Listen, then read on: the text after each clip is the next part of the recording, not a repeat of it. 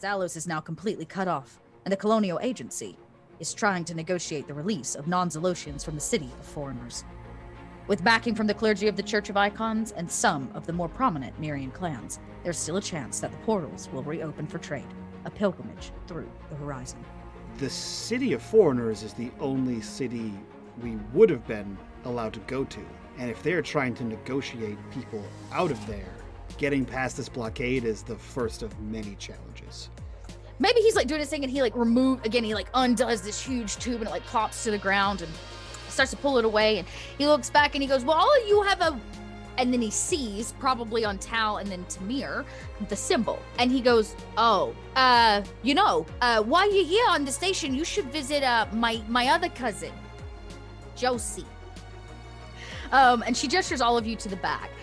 You go behind a beaded curtain into this kind of dusty back room where all of the cats are sleeping on boxes and metal crates, like space crates. And there's the smell of cat food in the air. And when you all come through and the beaded curtain stops swishing, she reaches out with an arm that is not that of an old woman and slides a door closed behind you, and she throws off the kind of robes and things that she was wearing to hide herself, and before you is a very young girl. She's got short like red bobbed hair, and she does wear kind of your average nondescript space jumps.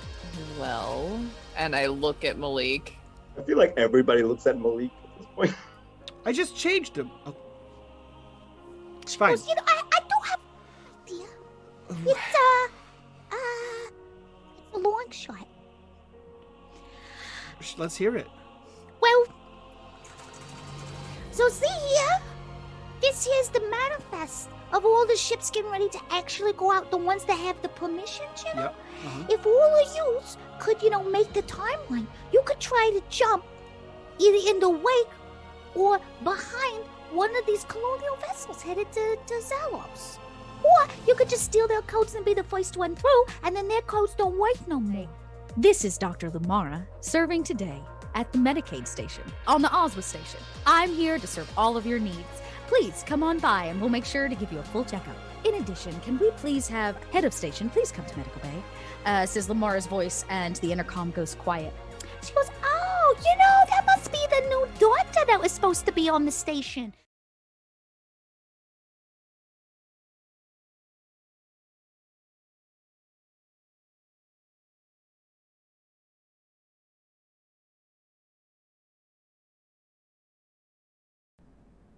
Arise, minions, and welcome to unMadeGaming. We are here for another episode of Void. We are back from a 5-ish month hiatus.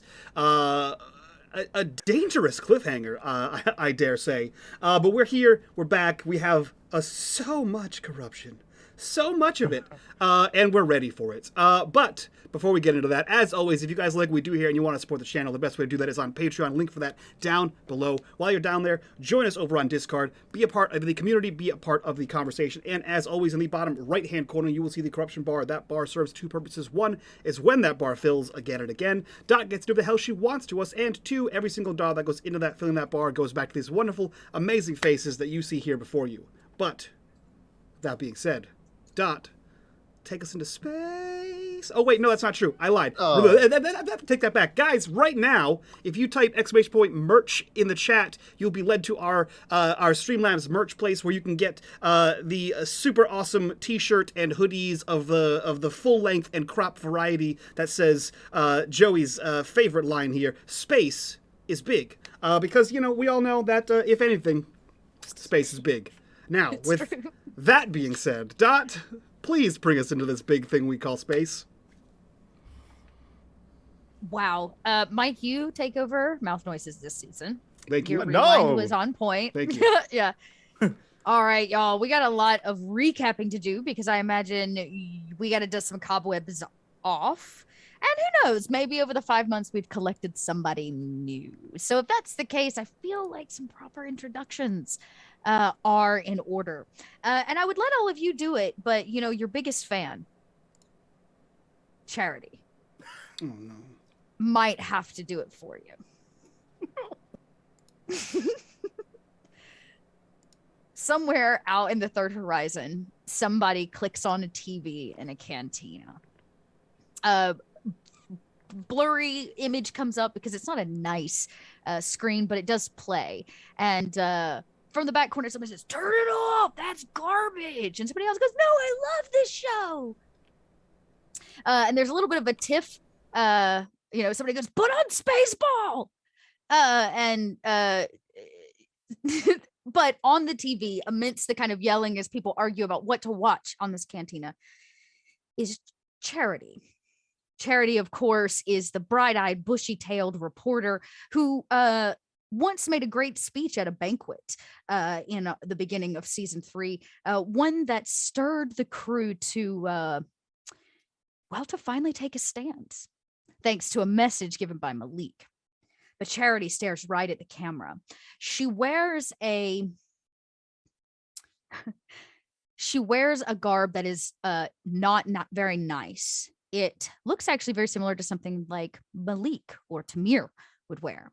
Behind her is most definitely a green screen because there's no way she could have gotten from point A to point B. But she talks right into the camera with a mic in her hand. And she says, "Third Horizon, it's me, Charity, here for another one of our docu-series on the crew of the Defiant. I'm here in Algol, the home of the sons of Algol, Tamir and Malik. They escaped this horrible place many, many years ago after their parents died in a tragic accident." There's images screening behind her, shots of Algol from like a drone camera. It looks much like a war-driven place. She says, "And next up is our dear Alia," and a script, screen behind her. "Unfortunately, we cannot provide you live footage of Alia's home planet as of right now, we believe. It is, in fact..." Sorry, my cat is snoring, y'all, under my feet. She goes, "Boom mic, please," as the boom operator snores in the background. And she says, "And Alia, her home planet was destroyed in the recent events. It's a sad day for her. She was taken as a child by one of the Order of the Pariah. And our dear Tal," and it flips up Tal's face, not looking happy about being there. Maybe like a candid photo from like a camera somewhere on some station from years past, "is a true child of the Third Horizon, spent her life behind metal walls with her family as they went place to place, researching and trying to find out new information on this place that we all call home.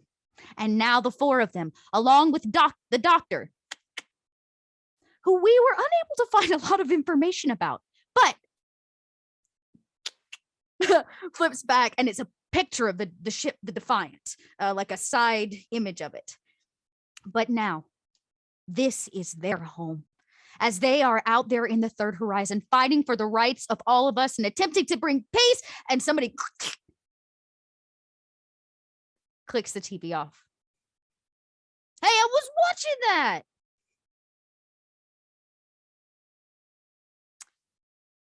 And the camera pans down a busy hallway on this space station to Malik's feet. "Malik, you were headed to go retrieve Lamara, who is now acting doctor on this space station." I thought the intro was going to be the worst part of this. Tell everybody just who you are and who you're playing. And I have a question for you. What does Malik remember from the beginning of this season? What is the thing that has stuck with him? So I'll delay that inevitable. Malik is what would Malik is the hero of the Third Horizon. No, that's not true. But he has been labeled that, I guess, which sucks for him and everyone else on the crew. Malik is a tech specialist currently the technology officer on the Defiant, and that's Literally it. Space Geek Squad. That's it. He's never worked for anyone else. He doesn't do anything illegal. You've never heard anything about it. End of story.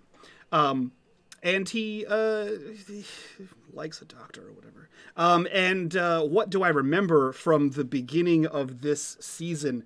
Everything's bad, Dot. You fucked us real hard.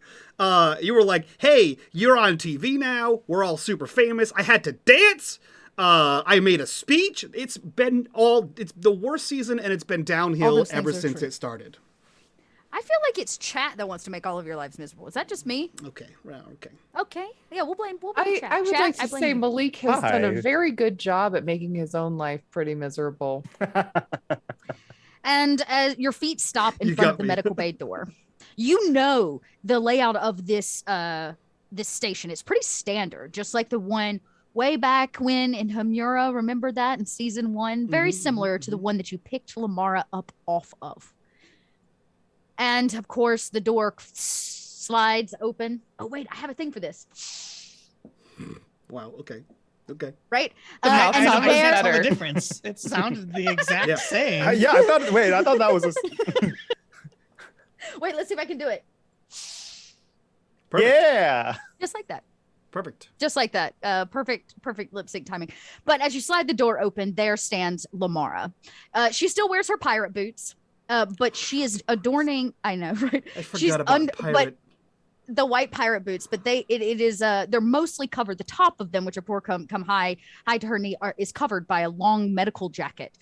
You've not actually seen her in one of these in a while, and she turns and looks at you with a syringe in hand and a very happy face as the head of this station is sitting on the bed, and she has this kind of dripping needle in hand, and the camera cuts. Pew. Can I clarify, Dot, real quick? Just because of past instances, when you say head, you mean the whole person? Yes, Okay. not just the head, Okay. but like the head honcho. we'll say. Because you gotta clarify with Lamara. So I guess that's actually true. And the camera cuts and back down into kind of the darker end of the market, the small market that might be on this, or the trading station, through a door that says close, has a closed sign on it, behind some beaded curtains and a metal wall, to a small room full of boxes and cats and the rest of our crew. And we see Alia and Tal and Tamir sitting there around a crate with their dear Josie. She's dealing cards. And we'll just start. Introduce Alia and tell us with Alia what you remember from last season. Unmuting. There we go. I was like, oh, I'm on mute. Am I still on mute? I'm not on mute. Okay. Why am I so nervous? What is streaming? Oh God. Oh my God. Okay, so hello. I play Alia, the big, buff, beautiful priestess. I don't know, but that's fine. Yeah. I don't even know, guys. I'm just so goddamn nervous and happy to be here. Like, I'm just trying so hard not to like. You're doing great, sweetie. I'm fangirling over ourselves and this show as of right now. I'm just like, but I play Alia. I am the priestess. I'm a mystic. I joined this crew by the end of season 3 on the request of my mentor, and it has been a ride. And what I can remember, and once again, mind you, I think I'm having the same issue as Eris in terms of remembering which season ended where exactly. But in my brain, I remember us facing basically essentially a god, like a ship that is alive, and me actually communicating with it, and kind of figuring out the danger that's coming through, and us kind of being able to get out of that. But what that was, you found that's right. That's actually all right. You found a somewhat sentient ship, which came from the First Horizon. It's like the White Butterfly vessel, but this one was crashed, remember, underwater. And you had the two mercenaries with you. One mercenary, because Mhm. Lamara helped with the other one. But yes, yeah, that's all correct. Yeah, that was top. Was that top of season 3? I think that's right. Yeah, I think that was because season 3. Wait, top of season 3? Yeah, We're on wasn't that? season Was 4. that? Oh, we're on season 4. Just kidding. Top of season 4. I know where I'm at and what I'm doing. what I meant. But I didn't know what season it was, but that's okay. You 'Cause we though. We'll call started this 4.5. No, that was the middle of season 3. Really? Yeah. Yeah. Season So- season So- 4 season 4 started when we got back to Coriolis and they were like, "You're famous." And we were like, "Oh shit." Yeah, we blew up. Remember? That's We But right. didn't that's die. actually, but that is important information nonetheless, because it's what led you back to Coriolis, and for people to start buying for them wanting to be your patrons. Mhm, Right, mhm. the That's work you right, all that's did right. in that experience and finding this other ship and the information you brought back, remember, all really is what led you to this point. And I just remember, I feel like I think there was the big thing I remember is having the big talk with her mentor. Why am I blanking her name right now? I know her name. Asistente, por favor. Julie, Julie. Sholey? That one? Sholey. Jolie, I'm sorry. Yes. Julie is We another are- character I play. We're on it, everybody. We got it. We got this. But Sholey's, I just remember having that really nice conversation with her and kind of gaining that confidence. And I think this was the season where Alia kind of just stepped up a little bit, kind of got over her inner insecurities. And I think like having that conversation about, or having that realization that now that we're out in the public, there's no use hiding, and that we need to kind of be the ones that represent a lot of things and basically be the role models that people expect us to be. And so yeah, that's all. I don't know, I'm just excited to be on this table again, and I'm just blanking, but kill me, that And two take me out of my cards misery right now. land in front of you, and Josie turns to Tao and deals 2 cards. What does who is Tao, and what does Tao remember? Well, Tal is captain of the Defiant, currently going undercover as Starlight. She has short red hair about chin length in the front and cut a little bit closer in the back, where it's yes, we had code names. It's kind of wavy. She's wearing a blue leather jacket with some brass buttons, one of them having the symbol of their organization, which name I am... You chose to be funded by the Draconites. Draconites. I was like, it begins with D, what's it? Yes. Yep, correct. Yep, the Draconites, which are basically free trader merchants who deal in information that others may not be able to handle, or that they don't want the military to have. Yes. Tal's memory goes back to her meetings with all of the different leaders of the organizations. They met with the homogeny and in that stark area with a very unfeeling, very militant lady. She runs the Starfleet.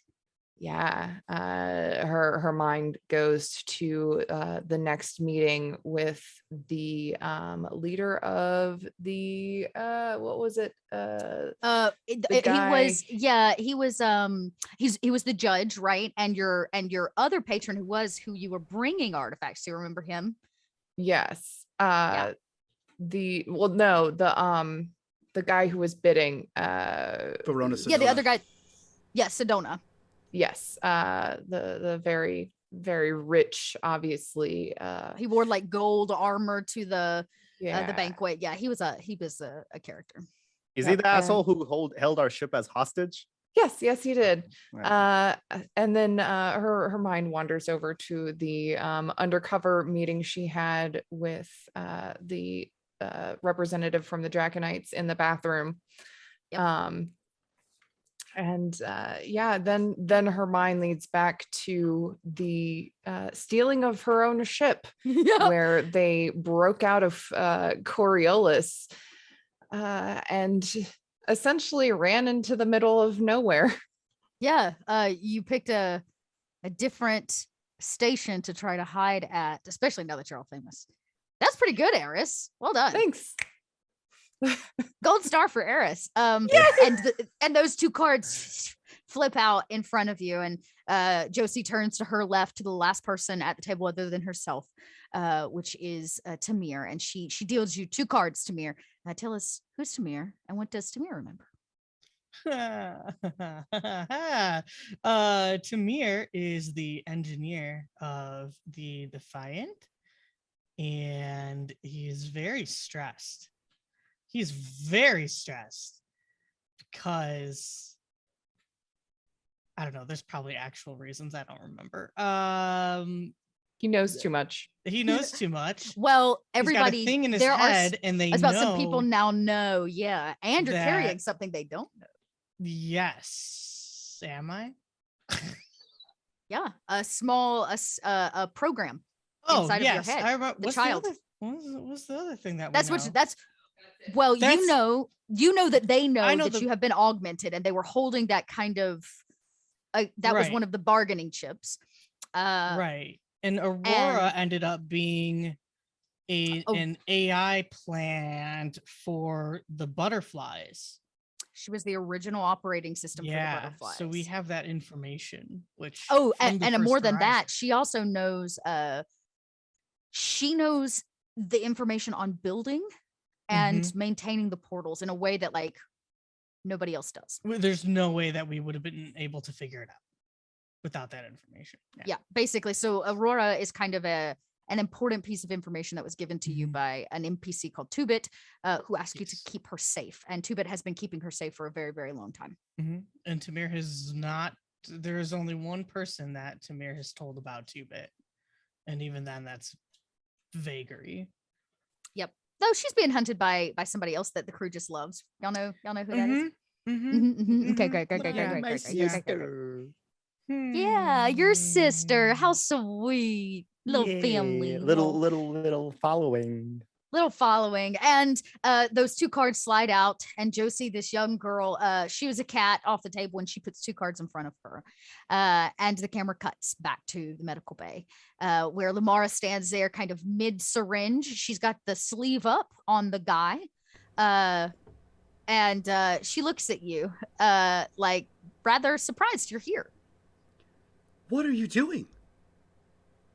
I am administering she looks at the syringe, a shot to the captain here to assure that he doesn't catch the disease that's going around.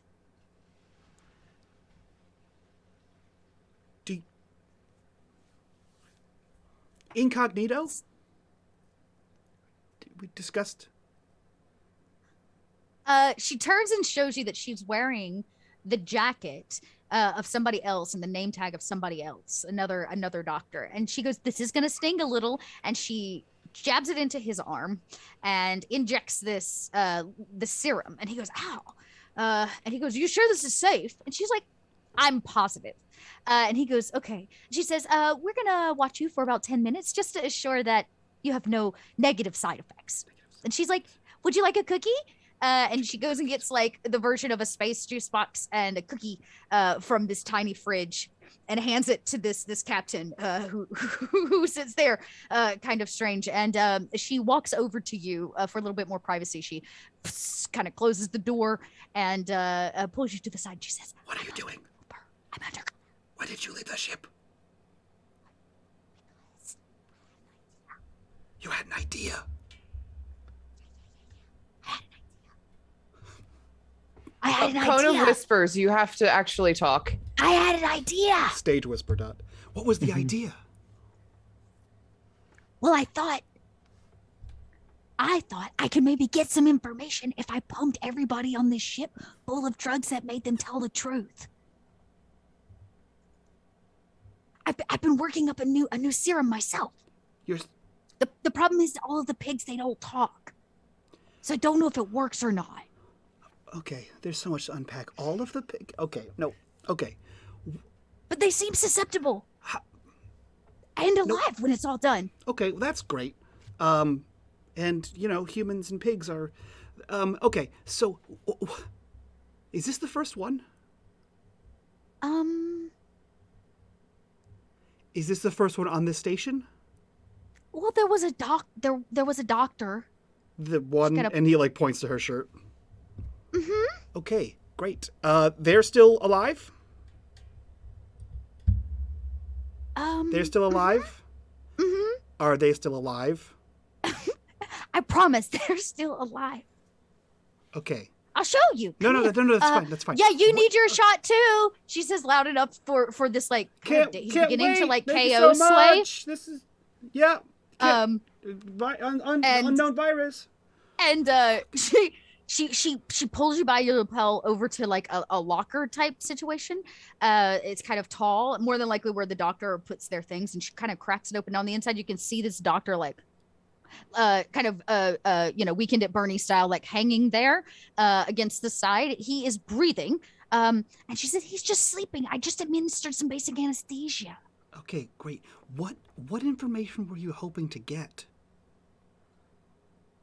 Well, I don't know yet, but I imagine he has the most of it.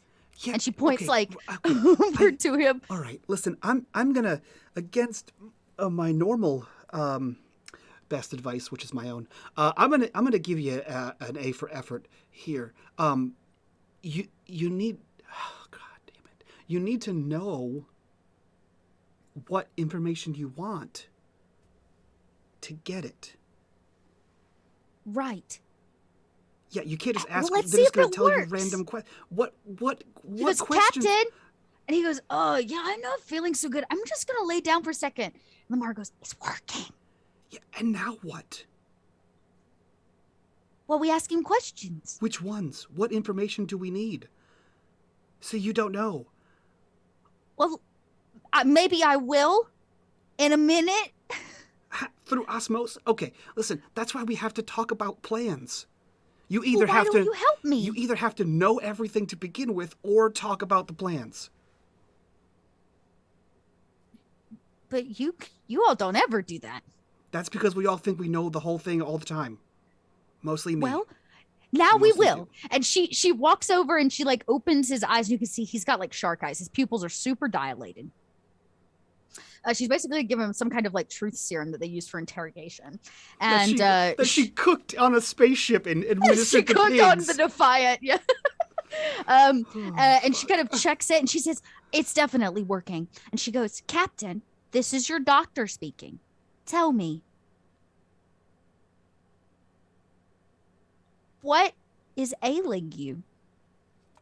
And she looks at you with like a thumbs up. No, thumb down. He goes, I don't know. I don't feel so good. I've not been sleeping well. Oh, really? Well, why not? I don't know. I've been very, very stressed. They've put a lot of strain on us and all of the space stations that keep the portals. No travel. People can't travel right now. This is good. What's another question?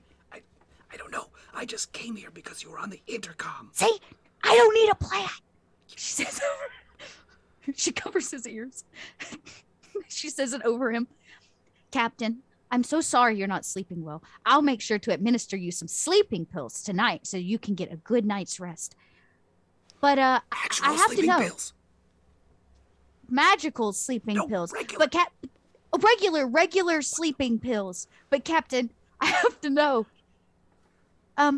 Why would people not be allowed to travel to and from?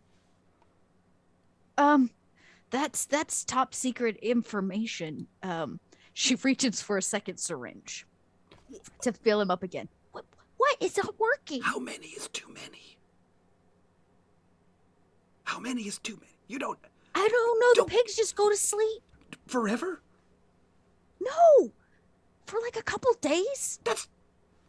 It'll be It's kind of like an induced coma. Okay, no, he's in charge. If he goes missing for several days. Okay, I'll save it for later. She like puts it into an internal pocket on this jacket. And she says, yep. Could you remind the chat and our viewers?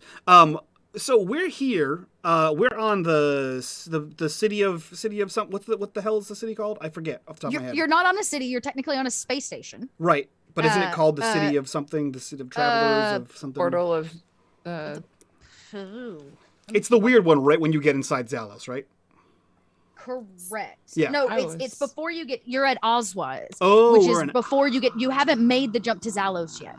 Remember, because the whole thing that Josie told you is y'all are going to have to cut in line, because right now the only activity being able to go to Zalos is military vessels and military codes only.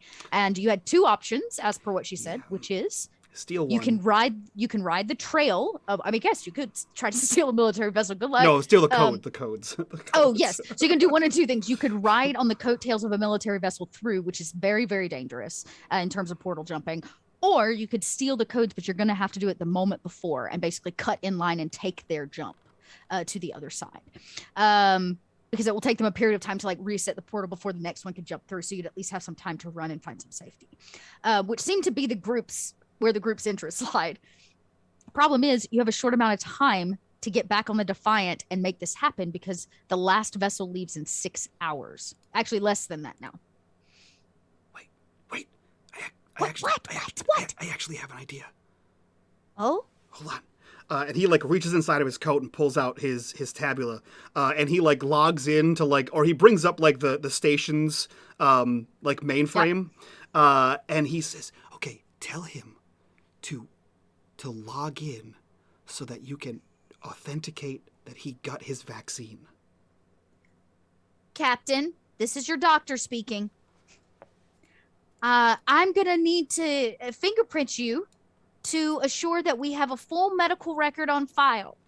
Lamara is going to roll for this because she is a persuasive human. Do you want me to roll for Amara? Yeah, let's do a manipulation check. Does she get a bonus because she pumped him full of all the drugs? Yeah, I would say she does get an extra die because he's a little fudged up. All right. It's not going to be very hard. You only need a single success for him to be cooperative of something like this. 1. I am going to start the show off the wrong way and give you a darkness point. Well, I already have one from the last time we were here. So I have one poor onesie left. That sounds like the right way, by the way. I mean, I feel like that's just on par. Okay, that's all it needed. Lamara reaches for his hand and he kind of pulls it away, and she says, "Remember, I'm your doctor." And he like kind of, and she goes, "Here, have an orange slice." And she kind of shoves an orange slice in his mouth to keep him quiet as she grabs his hand and puts it on your data pad, and it like. Does it actually log in? I don't know if this fingerprint scanners. Yeah, it like brings his file up, and it's like, "Welcome, Captain," and it has like his file, and it has like some menus and things of that nature that pop up from the internal side of the computer. Yeah. And Lamar goes, "Did it work?" Yeah, great. Wrap it up. Wrap it up. Okay, Captain. It seems to me that you're having a bad side effect from the flu shot that I gave you. So I'm gonna administer you a little electrolytes. Space flu. Flu. Yeah, electrolytes, huh? And he's like, ugh, and he's kind of like trying to eat this orange, and he's like way out of it. He's sweating, his eyes are dilated. And she kind of just like a caring doctor, she like wipes the sweat off his brow with a small rag. And she reaches over into the cabinet and grabs a liquid, and she kind of dumps it on the rag and begins to like pat his forehead, and then she puts it over his face. And in about 2 seconds, he's just gone. Like I say, gone. He's sleeping, and she pulls it away, and she goes, "Chloroform." As soon as Malik said wrap it up, he has tuned out entirely, occasionally just doing, "Yeah, you're doing great job." And he is... Wait. What? Malik, will you get the doctor out of the closet? And put him where? On the chair. So maybe he just thinks he fell asleep or something? Sure. Hey, he looks down at his tabula again, and he's like hitting a few things and like sliding screens around, or sliding like windows around. Essentially, he's trying to open up the back door that he installed in Josie's computer when he hacked the crap out of her. And now her terminal is going to display the already logged in head of the station, so that now she has essentially remote access to his entire Nice. stuff, Okay. everything. And Lamar goes, wait. And she reaches in his pocket and pulls his key card, the captain's key card, and puts it in. And she's like, I think I'm going to keep the jacket. It looks good on you. I'll take that, though. Thanks. Oh, okay. And you can see she's got the doctor's badge, which is also a key card in some ways, but it's not going to have the same amount of access as like his does. Yeah. I don't want her to go like fucking station master and jab him in the neck. And I imagine she places the doctor's hands really, really gently. Like maybe she puts a pillow under his head. She does the whole bedside manner. She checks everybody. She double checks the pulses. Everything's got to be perfect in the room before she leaves. She turns around. She looks it over, and then she follows you out. You like cats? Yeah. As the camera like cuts back to this kind of dingy, dark space, and a cat in the corner, like as Josie deals cards. You're waiting on Malik's return. She's basically holding you here in assurance that he comes back. And we're gonna play some blackjack. I like blackjack. Anybody ever played blackjack before? So what I'm gonna do is actually just bring y'all over to a fresh page so we can drop the cards. Okay. You should now be on a white page, and if you scroll down where the icons cards are, there's now a pink deck of like regular playing cards.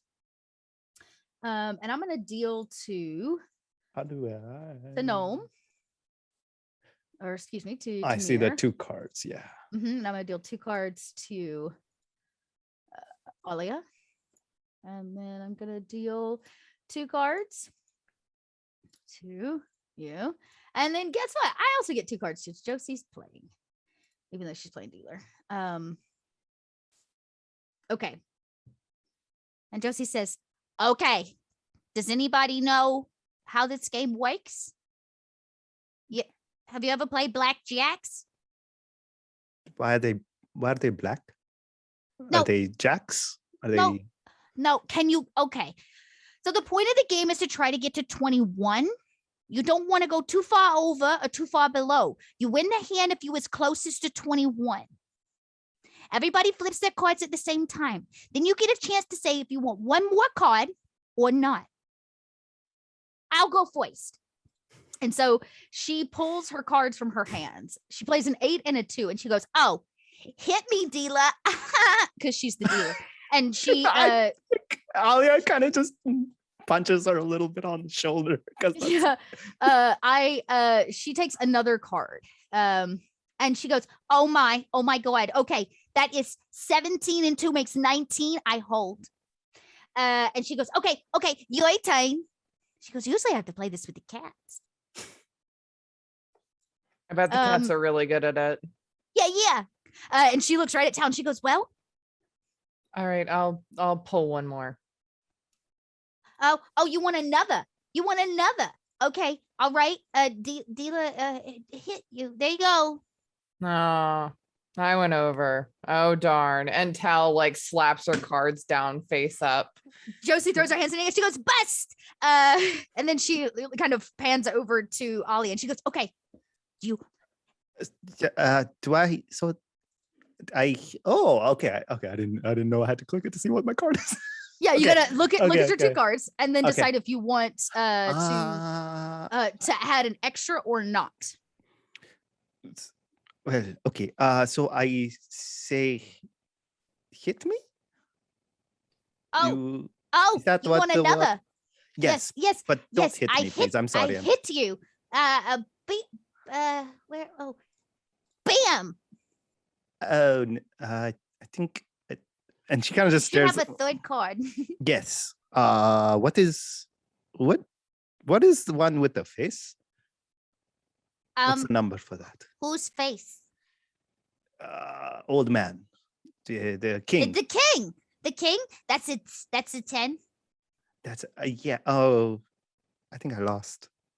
Oh, Okay, your turn. And she turns to Mir. To Mir, I have a question because I don't remember. Player doesn't remember. Wait.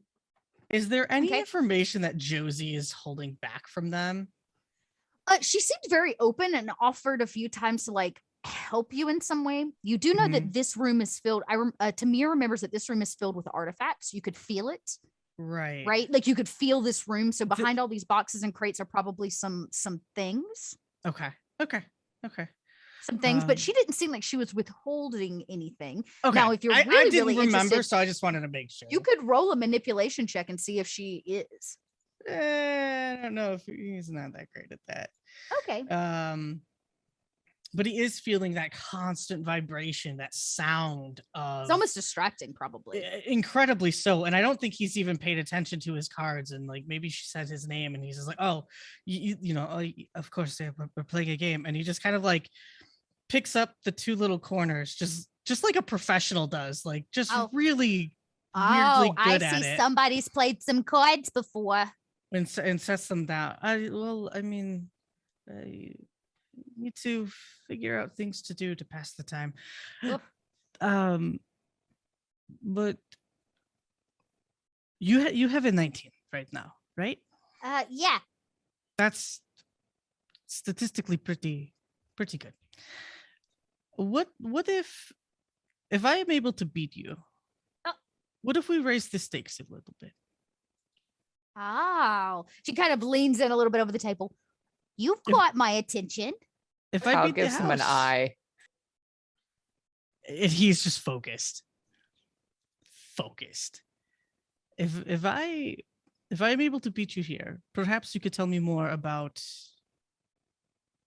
an artifact you have around here, or Artifacts. I don't. All right. And if I win, I get your glasses.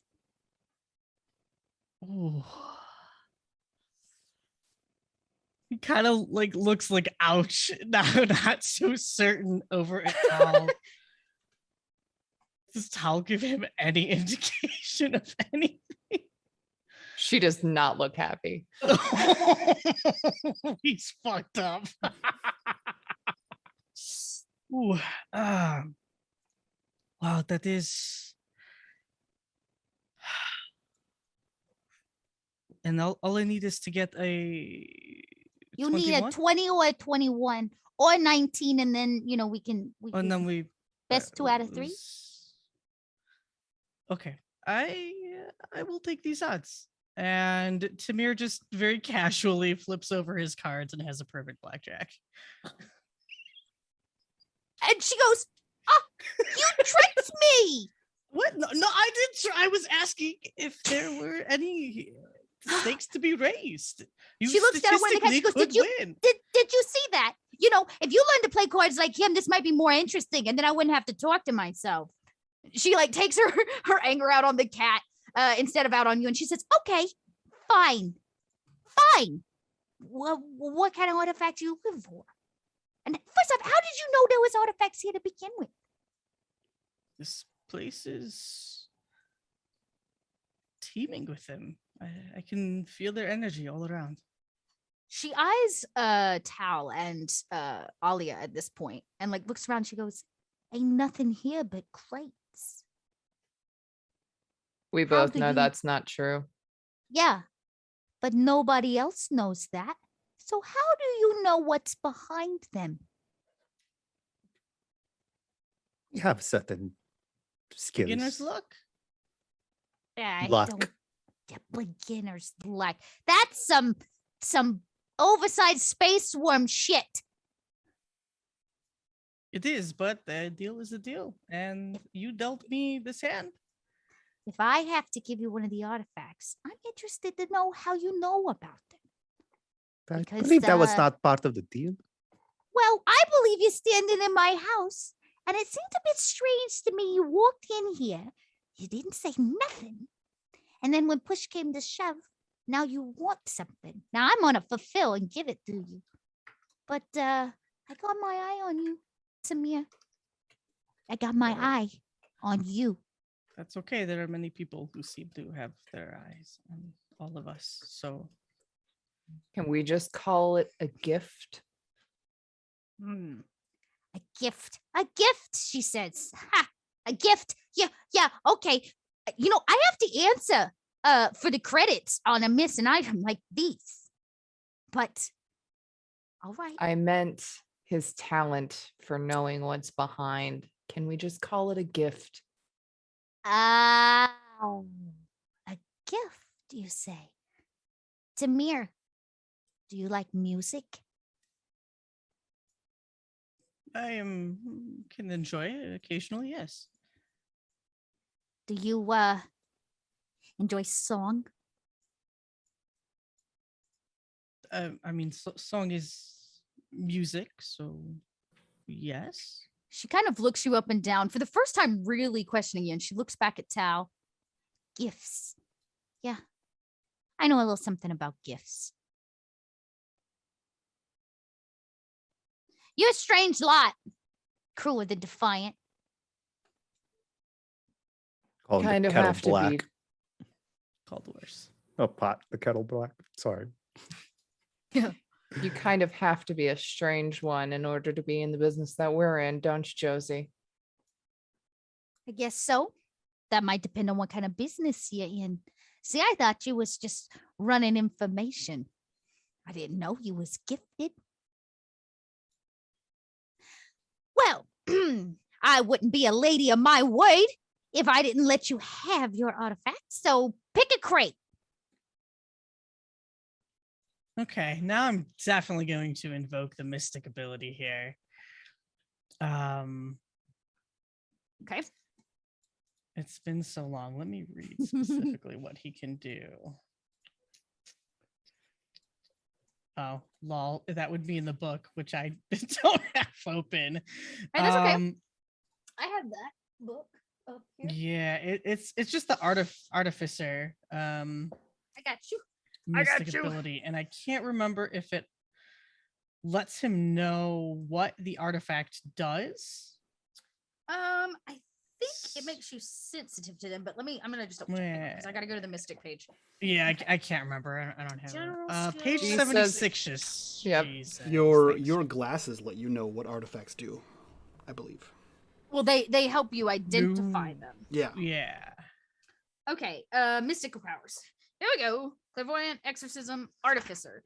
You can enter a trance to understand an artifact close to you and determine its origin and its use. So it's like it's like identifying it. It's like a okay. But the glasses might help you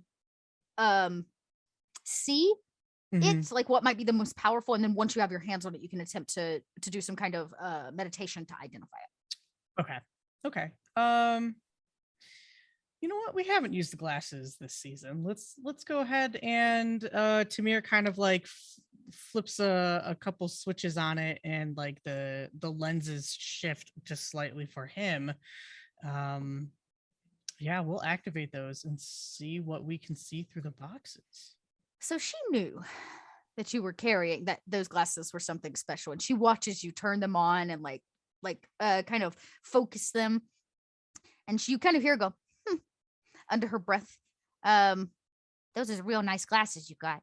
As you kind of pan across, and all of these boxes, to the naked eye, would be seem to be filled with like a dense organic material, maybe fruits or food or crops, or you're not exactly sure. That's not what comes into view. What comes into view is the glowing essence off the artifacts that are hidden in these boxes, like below the organic matter.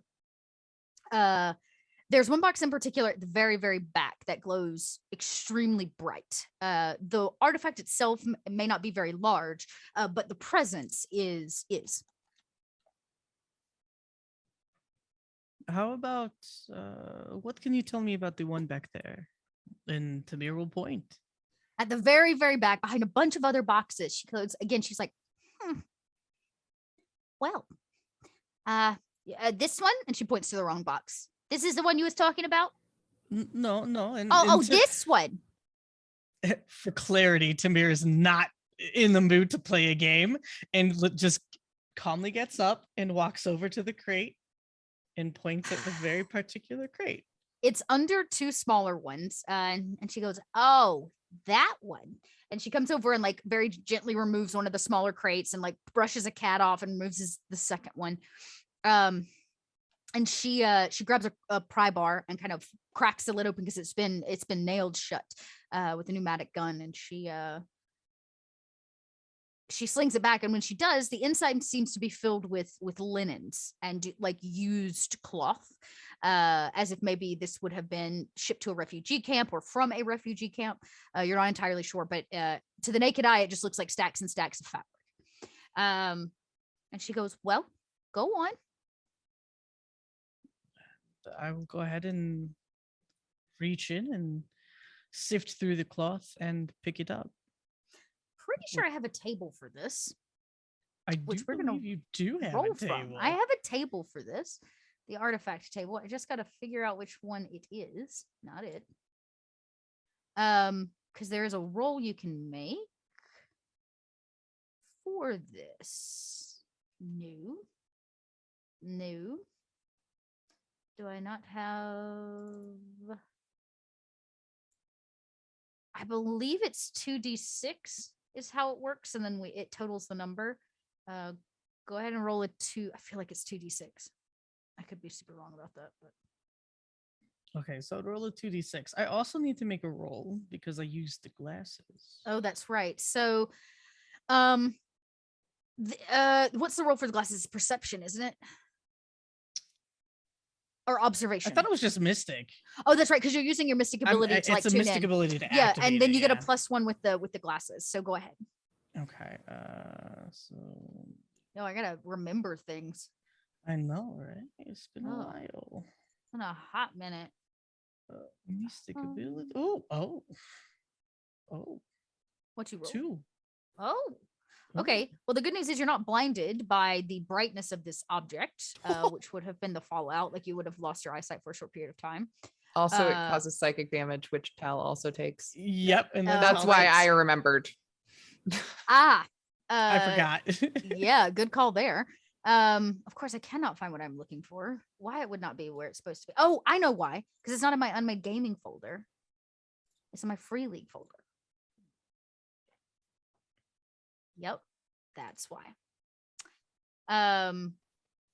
Yes, perfect. Found things much better. Much better.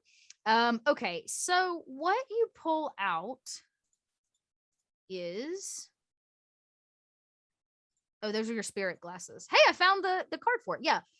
It does give me a darkness point every time you use them. Yes, every time I it's forgot used. about that. Yes, so you can see actually you can see all kinds of things, but in this case you're using Yeah, it for, there's like weird ethereal things shit, that you can yeah. do. But in this case you see spoiler alert, you see this item and you dig deep and it's at the very, very bottom. So you have to unload some of the clothes as you go through. Haha, Coriolis artifacts. Nailed it. And your hand stops on something. Let's see. Go ahead and roll for me. Perfect. I'm just gonna, yes, perfect. Roll a, okay, D66. I knew it was 2 6s. It's a D66. Roll D66. Oh God, 3. 3. Of all How the is that even numbers. possible?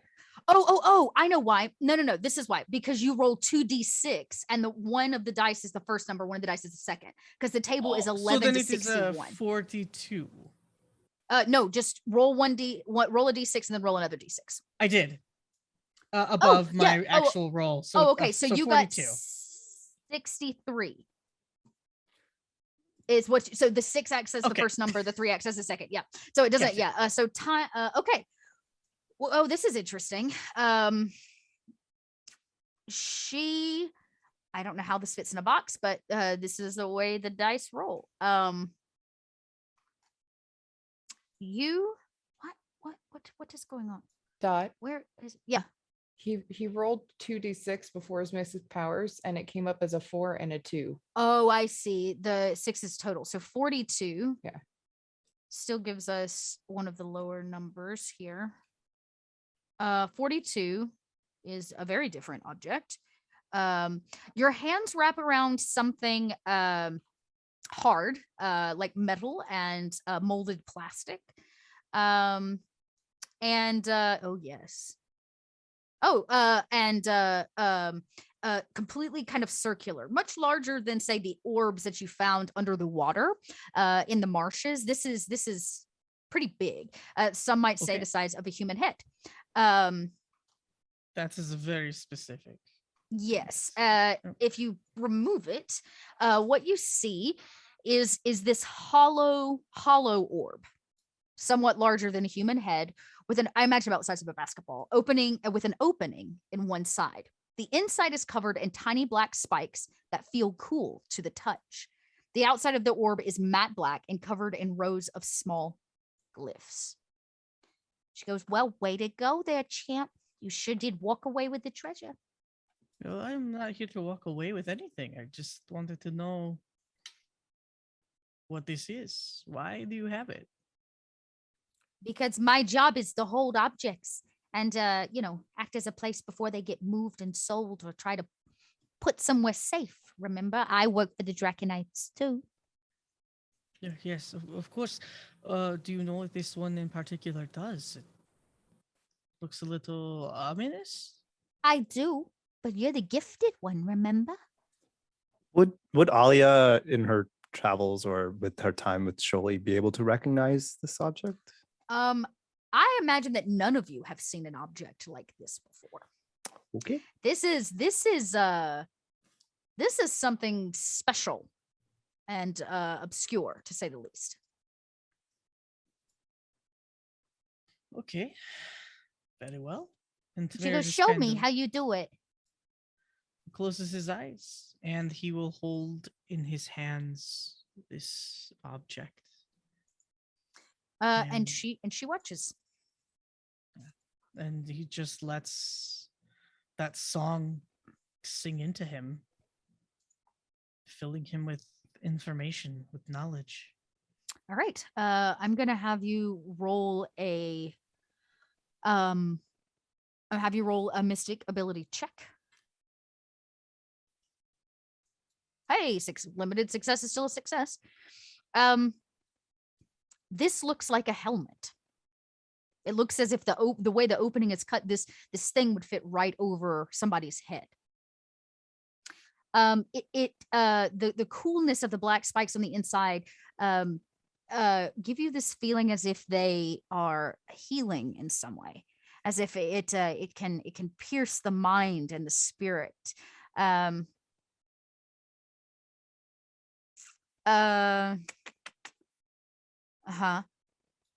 Okay.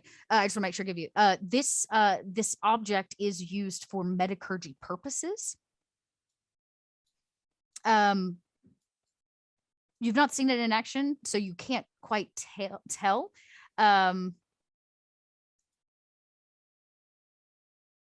Yeah. Other than that, you're not exactly sure. It might take somebody with a metacurgy knowledge to be able to Okay. activate it. You know that much, that somebody with metacurgy is going to have to be the person to like use this strange object. But until you give it a good test, because that is just a limited success, you're not exactly sure. But it does seem to potentially heal. Okay. I will make sure that one gets copied as well for all of you and dropped to you, so you can read the full thing out of character. Okay. Cool. Thank you. Well, I wasn't intending to take this item from you. No, you won it fair and square. I want information about it. Oh.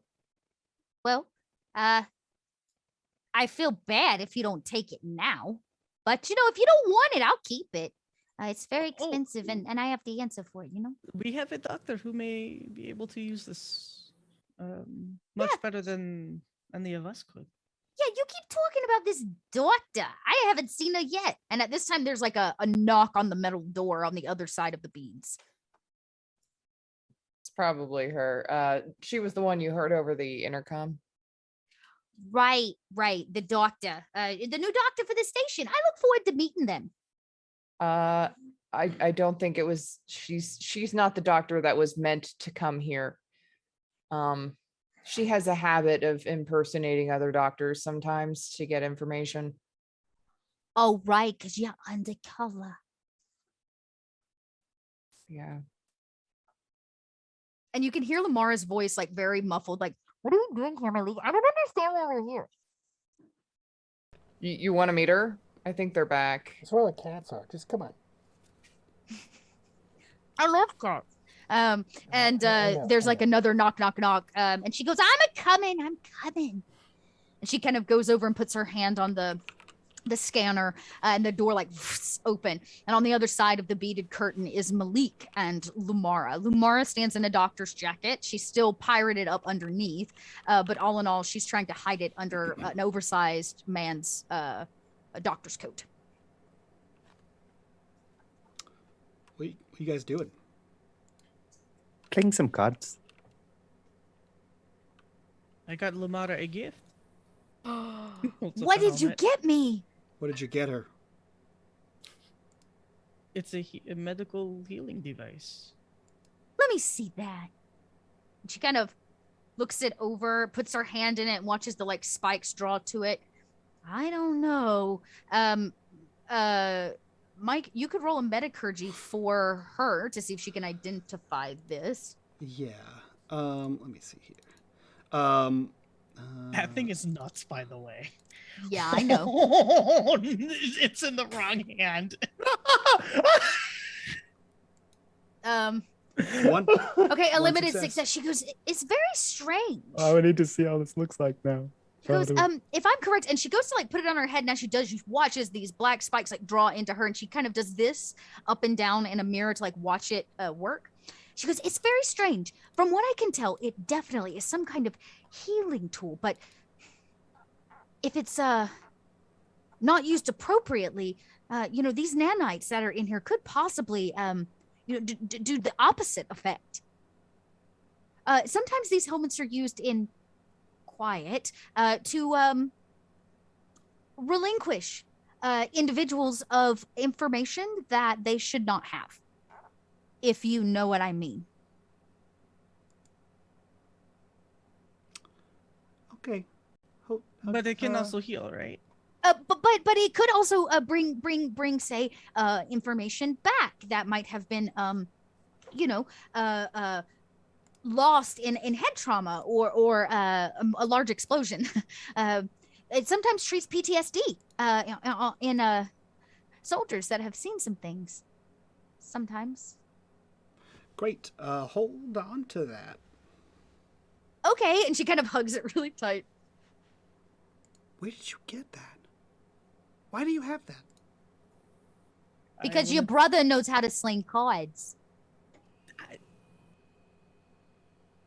I learned from the best, okay? What's happening right now? Are you just playing cards? Like, is that really what's happening right now? What? We played some blackjack. We were waiting on you to return. You took your time. Go look at your computer. She fonzes open the top of it again, and it like folds out. Cats. And she like clicks, and it's up, and she goes, "Oh, somebody's been busy. I see that you've made it through the security system into the manifest." Yeah, you now have remote access to the head of the station's personal account. Well, that's good news and bad news. What happened to the captain? He's fine. He's just taking a nap. A permanent nap? That's no, just a temporary nap. It's a temporary nap, right? Mm-hmm. Okay, just a temporary At nap. this point, she's trying to hide this bulbous helmet, and she's tucked it under her shirt, like right. And she goes, and she's like got the doctor's coat like over it. Okay. So while you were playing cards, we now have full access to everything except for the highest level of security on the station. Can that get us through the blockade?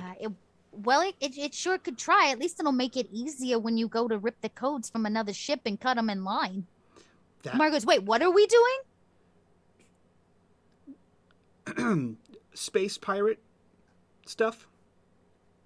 First, we need to get back to the ship, though. Well, that's gonna be kind of difficult, but you know, if you play it just right, they might let you onto the docks. But your time's running short, kids. Yeah. Let's go. Right. Are we allowed to go now? Oh. Yeah. He came back, remember? But I suggest you go straight to the docks because if you don't, I'll have to send some brute force after you. And Yeah. Tamia, I'm What? gonna send some friends to visit you. I think you'll like them very much. What? Why? What? Was that sarcasm? Was that a threat? No! Do I look like a Okay. threatening person? I don't know. What if Cats I eat dead threatened people. you? So I maybe. let you eat my sandwiches and play cards with me. I'm not threatening you. I'm just. We've just been having a bit of a time lately, and What? sometimes it's been tough with meeting the nice people. From one gifted to another. I'm sending some friends. Thank you. Thank you. Okay. So now that we've got that done, it's time for me to feed my cats. I have a lot of them. It takes a long time. So if there's nothing else, maybe you could skedaddle? Yeah. Pitter-patter? But Josie. Yeah. You don't look threatening. Use that to your advantage. Oh, well, that's why I play an old lady. Yep. Always keep them underestimating you. And she turns around and she goes, all right, you heathens, to all of the cats. I'm coming. She goes, I'm sorry. It's so hard to be a cat mom. I love her so There's so fucking much to much. unpack here. Such a loony bin. She goes, okay, bye-bye now. And she kind of pushes all of you. She hands you like some what is in essence like space bread. You just add water and it like swells up, you know? It's like Insta bread. She hands you these packages of like Insta food, and she goes, okay now, bye-bye. And the door like behind you, and you're now standing in her kind of empty tchotchke junk shop. The lights are out. The door still says closed. What Do the we just hell? get our own lambda spread? You Yeah, basically, let's yes, go. that's exactly what you got. What the hell did you guys do? I told you we played cards. Why Made a do friend. you have? Hey, And then let's go back to the sending- ship now. Okay. Hey, guess what? I was able to test this serum out. It totally works. Oh. Malik will Would tell you you like all to about test it. it out? Could I try it? No. Well, here's the problem. You're already very, very honest. So I don't know that it would actually work on you. Oh. And actually, like, Thing for Malik? Alia just genuinely looks a little bummed. She's like, I can help. And then. You know, just but like, I'm always looking for test subjects. So you know, you could just swing by the lab. I've got other serums. I'm sure Stick the to pigs could pigs. use a day. Okay, Stick to pigs. right. right, So what's the plan? Malik says we have to have a plan because I didn't when have have one we ever had plans? when I So drugged we're the captain. walking Yeah. back to the ship. We're not standing here and talking. Okay, yeah, you're just kind of you're walking. We're walking. And you can tell a lot of the military force here is being drawn towards the docks. There's a lot of activity like foot traffic and not of like people going out for the evening or like hitting a cantina, of like work-based military activity. The docks are piping with military officials. May I make a suggestion? Instead of going straight into them, perhaps we could go through like the mechanic route, get in through the back. Go at the Sure. back? Oh, are you talking about the ship or? Yeah, there's so much of a military presence. They're going to stop us, or at least I'm afraid they will. Well, they can't stop me from staying on my ship. That's true. That's actually true. They cannot stop you from staying on your ship. and even as you hit the docks, right? Because the door to the docks is like it's a big bay door, and they let people in like waves, right? Because they have to depressurize and pressurize and depressurize and pressurize. And so you kind of all stand there surrounded by a bunch of people in uniform who seem a little anxious as the cargo doors like start to open.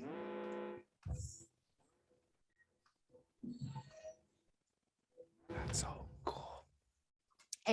A voice comes over the like overhead comms for the docking bay.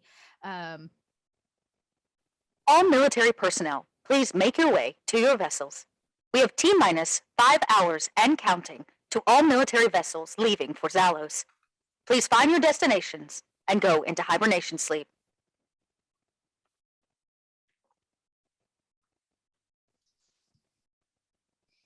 Do you all move with stealth?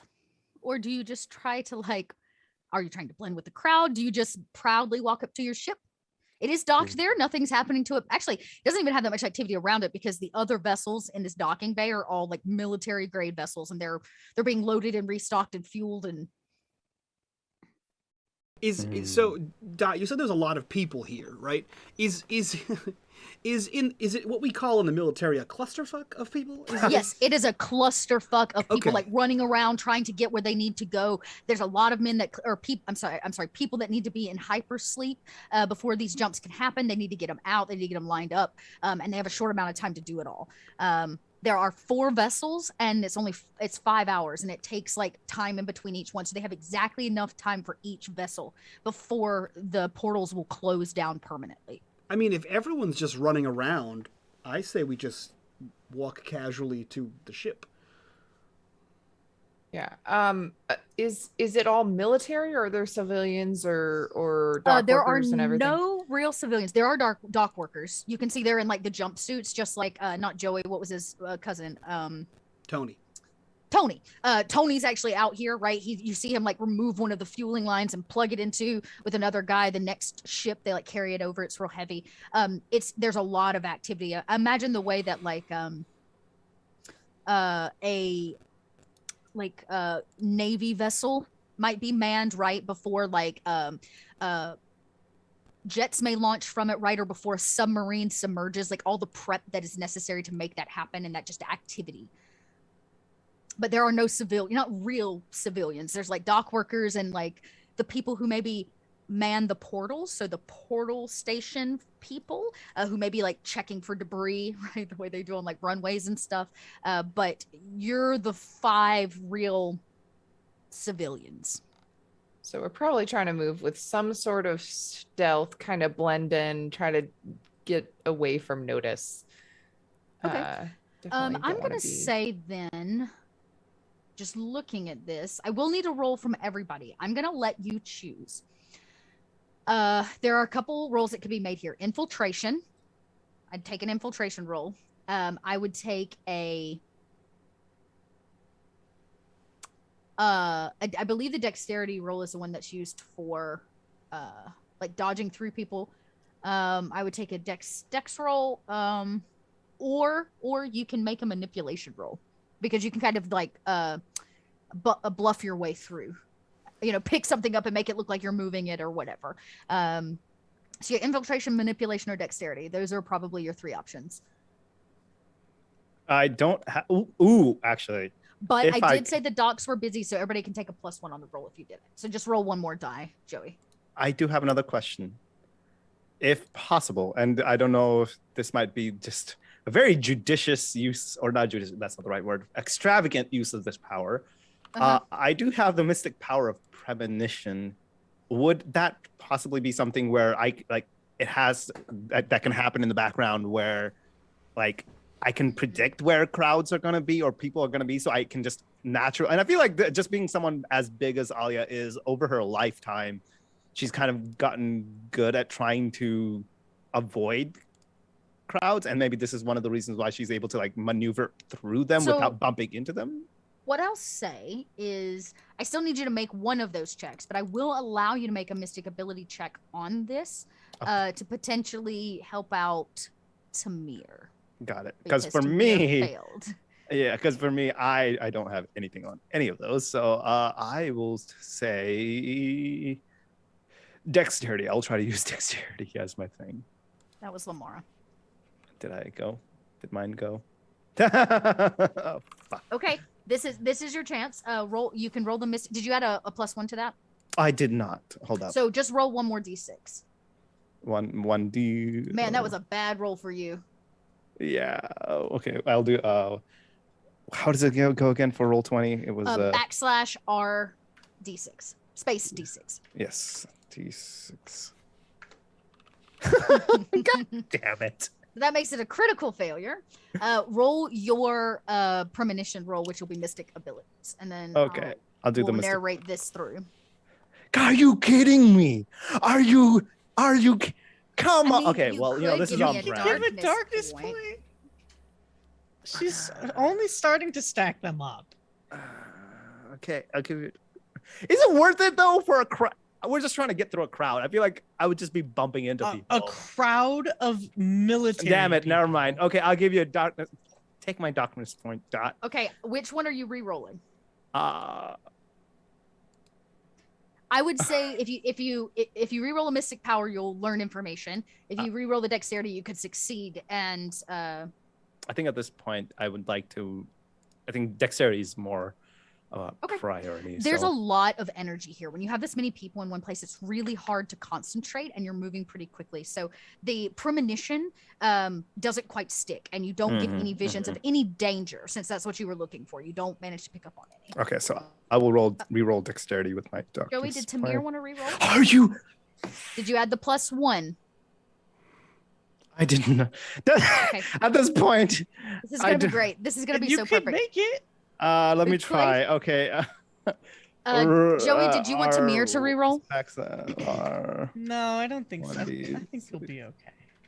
1d6. I heard. Hey, you Hey. succeeded. Oh. Okay. Oh. Worth it. Worth that extra die. Okay. There's a lot of activity. Alia, you're kind of like trying to dodge people because you chose dexterity, but there's a lot of activity. You kind of keep bumping into people. I get a manipulation. Malik has no problem blending, hiding behind a thing, going here, pretending like this is where you're supposed to be, like lying and deceiving. Our dear Tao is maybe a little bit more agile on her feet than Alia, and she's able to not bump elbows or shoulders with anyone and dodge in and out of people. Lamara is supposed to be here. For sure. She rolled a critical success on her manipulation. I'm going to use that earlier. She And, does have her doctor's coat with and she's got the logo badge on it. and the helmet is under her shirt. She looks very pregnant as she kind of keeps the edges like covered. And she puts on the waddle. She knows what a pregnant woman walks like. She does the whole 9 yards. The whole 9. Back aching, holds her belly, and nobody questions her here. In fact, a man tries to stop and help her, and she shows the badge and she says, "I'm the doctor on board. Please don't touch me." And he's like, "Oh, I'm sorry, ma'am." As she just walks straight to the Defiant. Now, Tamir, you failed. What did you roll? Manipulation. You rolled manipulation. It's a little bit more obvious that you're not supposed to be here. And in fact, one of the military generals of one of these ships, as he's like counting heads of people, he spots you in the crowd. Like maybe a space opens up and it's kind of like a spotlight, boom, right on top of you. And he points and goes, "Hey, you're not supposed to be here." What do? You all hear that very blatantly. And he's pointing right at Tamir. Yeah, I'm just bringing lunch to my husband, Tony. And Tamir has like bags of this lembas bread that Josie had given them. He snaps to 2 soldiers. He goes, "Go grab that guy." And they cut through people and come over to you. You're holding this unswollen lamb's bread, basically space bread. Lambus. Yeah, it's it's not you haven't dropped the magic water on it yet. And so they look at you and they go, show us your paperwork. Why are you on the docks? And they kind of start asking you all of these questions. And one guy goes, Tony doesn't have a boyfriend. He goes, yeah, I know Tony. Tony doesn't have a boyfriend. Can we Maybe never Tony say didn't want to tell unswollen you. bread again? And it's beginning to get bad. And they're like, Unengorged we're bread. sorry, sir. You're going to need to come with us. We're going to take you down. We need to ask you a couple questions. And they go Why to don't you ask grab. Tony first. They go, all right. Tony's goes, right "All right, there. Go ask Tony. And the guy's like, all right, I'll go ask Tony. So he starts cutting across, and one guy kind of grabs you tight by the arm. And this is the point where Lamara screams. Ah! And she falls to the ground and she says, the baby's coming! The baby's coming! And you see she's near the door of the Defiant. And she goes, I just want my husband. Where's Malik? And my brother-in-law, Tamir? Yeah. And she's like, the usual like panic, and everybody's like, oh, and a bunch of people run over to her, and she's just like swooning in a completely believable way. And she's like, don't touch me! I just want to go back to my ship with my family. And she's kind of playing the whole part at a critical success. The guy's grip loosens on your arm a little bit. And he goes, oh my God. Give this to Tony. And he just like shoves the bread stuffs to them. And his hands are now full, and you bolt. And he's like, but wait a second. She's the doctor. He looks a little confused because he can't even take her to the doctor. And I'm guessing all four of you at this point kind of loom around Lamara. She's there, and she looks up at all of you. And Absolutely gives, like, a secret not. thumbs up. Malik puts up his shimag and like and goes right into the Defiant. She's near the bottom ramp of the Defiant. We have he walked right Alia on. literally runs over, like looking very hurried, and like just like carries her like. Oh in her yeah, you arms and pick her up, and she's like, "Oh, the I got you. baby's I got you." coming!" Oh, and she starts like, and she starts doing the breathing exercises, and she like grabs Tamir's hand to drag you with it, and she looks at Tal like, yeah, Tal is just taking control of the situation. Yeah, and says, "Everybody, get on the ship. We gotta get you into the med bay right now." At this point, your dear friend has come over, and he's like, "What can I do to help?" Please, this is a sensitive time. Just family. Oh, I whispered to him. I whisper to him, tell them Tamir's your boyfriend. What? You can break up tomorrow. And I imagine there's like the sound of that as the door like closes. He goes, wait, Tamir's my boyfriend? He says like loud enough, and a couple of people like look, and the door to the Defiant closes and locks. And there's a moment where all five of you stand, and all five of you stand there, and Lamar like stands up straight, and she pushes the helmet out from underneath her shirt, and she catches it, and she goes, that was fun. Malik has his finger on the lockdown button, and then like looking at the vid screen to see like the doorbell. He sees the bewildered face of Tony and takes a picture of Tony, and that's going to be useful later. Alia turns to Malik and goes, "Congratulations, you're the father of a helmet." Don't. You used our names. We had code names. I wasn't gonna lie. We had code names. Because we're wait, Were they? wait, That was wait. last season. You said you weren't gonna lie while pretending that you were going into labor. It's complicated. Acting is a thing. Remember when we said that we were I've been on working a on stealth it in mission? case Charity ever Dude, offers me a part. Stealth mission. So that was Everyone stealth. knows stealth. our name. Look at your brother. They were gonna take him away, and I know what they do in those prison cells. How? You thought my No, truth I don't was want bad. to. You know what? No, let's not. What? You Tony's boyfriend? I don't know. I panicked. That was terrible. And since I should have a probably leave. corruption bar, I Fucking have three, Christ. in fact. Tony now believes that Tamir has a crush on him. Yay! Best use of corruption bar ever. Tony is firmly believing that Tamir might just be his boyfriend. Perfect. Okay, I Hal's have got to, some serious competition going. You see, Tony's like, I have a boyfriend. As the camera like pans back into the Defiant. Oh no, The this is camera- gonna come back to bite us in the ass. the so camera fucking pans bad. to Tony's house where his boyfriend's there eating, and he looks up. What's happening? I to sense a Defiant. disturbance in the force. You now have a Smells have a love unfaithful rival, in here. Oh goes, God! Wait, Lamar what is goes- he smelling? So what do we do now? So we were originally going to steal some codes and jump in line, but I think we're just going to have to piggyback off of someone else because they're going to be looking for something. Why are they looking for something? I mean, Tamir got caught. By now, someone's figured out that he was obviously lying. I mean, maybe. I don't know. Who the fuck knows? I mean, I have this, and he pulls out the access card of the head of staff, like the head of the of the satellite. Okay, so fill me in. How'd you get that? The serum. And as she pulls out a syringe of this like blue. Okay, put a cap on that. Yeah, save that for later. We might need it. Did you just have that open in your jacket? What if I'm you a fell doctor. down? What if it's I don't fall down. I mean, I did fall down, but that was a fake pregnancy, remember? You've absolutely fallen down before. Anyway, I don't fall down. the important thing is that everyone is alive and fine.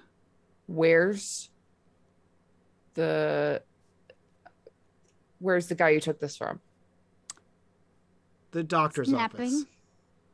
Okay. How long do you think until someone finds him? Well, they may find them, but I thought, with the busy activity and whatnot, he's probably going to be asleep between the serum and the chloroform, roughly a few hours. He'll be fine, though. He'll wake up a little thirsty, but I left electrolytes and orange slices. And That's very cookies. considerate. Plants great. And cookies. And a juice box. Where did you... No, it's not important. Your bedside manner is impeccable, Amara. I will lock I know, that's the why door. I'm a doctor. Okay. I will lock You the like door. boop boop the code. And the door to the med bay locks. Like, I'll lock And the that's- door. And as you do that, you hear the first ship pass. I legitimately first couldn't tell if military that vet- was your mouth or a button you pressed.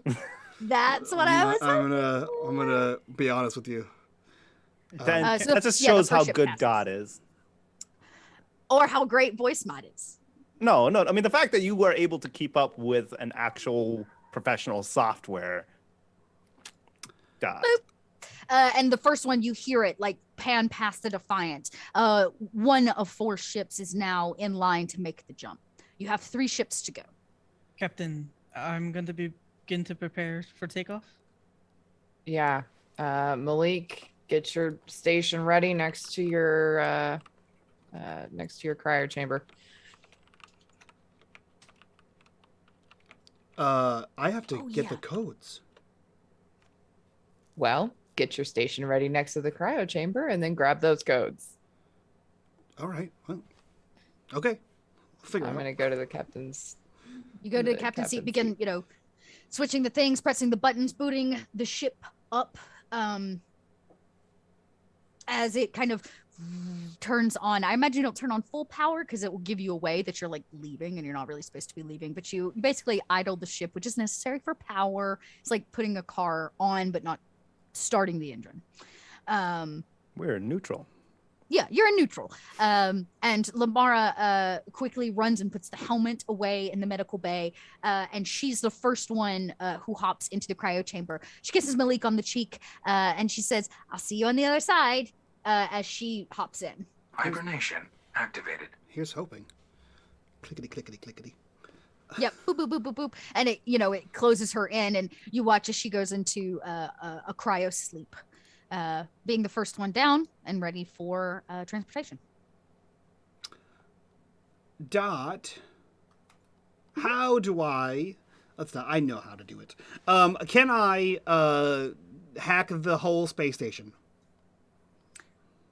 You're gonna need a hack the world, as you say. You can. Okay. Yes, you're gonna need. You'll be able to take a +1 because you have his key card and like access to his manifest, basically, like the back end of his stuff. But you could attempt to. What are you trying to do? Okay, so Crazy Cat Lady had mentioned we can either steal one of the keys or ride on the wake of one of the things. That sounds super hella dangerous, the last one. And I don't want to do that. Can I I'm trying to think of the best way to steal the key. Do I want to? And I'll put it to the group, guys. What do you think? Actually, I'll put it to Tal. Anyone who's not asleep. I think it's just Lamar is asleep. Yeah, it's just Lamar at this point. Do we want to swap our key with another key, or just have 2 duplicate keys? Like we have the same key as someone else, and we cut them in line. Ooh, I think the taking of the key would be less like, because if you have a duplicate, people are going to be like, well, why is there a duplicate? Versus if they don't have their legitimate key and we have theirs, you know, that just means like someone either mismanaged or they are the ones lying. Maybe give them a faux key. Okay.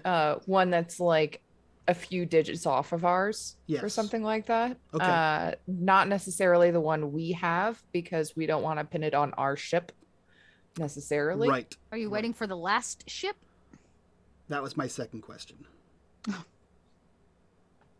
That feels so much riskier. Yes. I feel like we should hop on the second or third.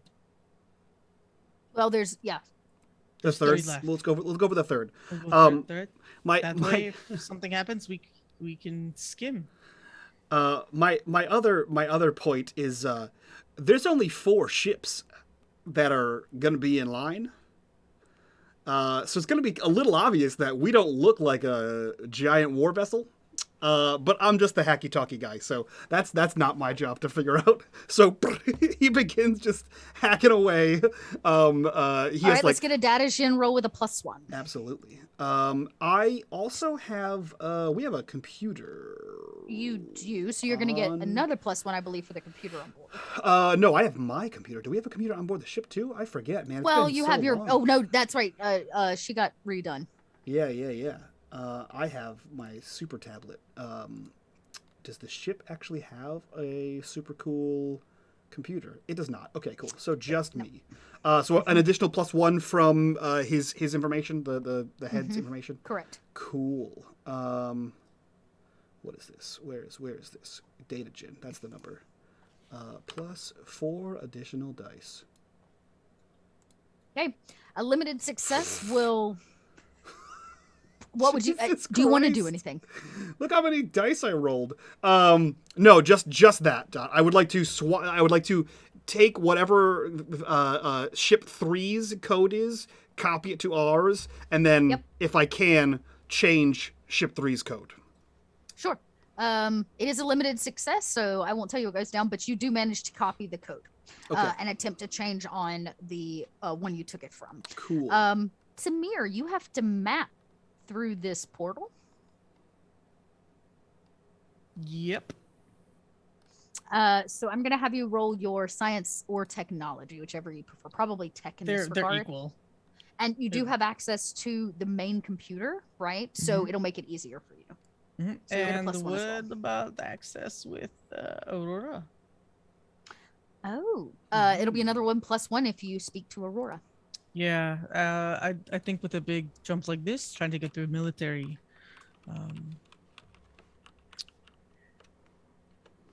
Aurora, Yeah, Tamir. are you ready to assist in calculation with the portal? Assisting in calculation with the portal. Thank you. No, thank you. and you kind of hear or you feel her kind of dive into the technology to help you with it. So you get a second +1, so that'll be 2.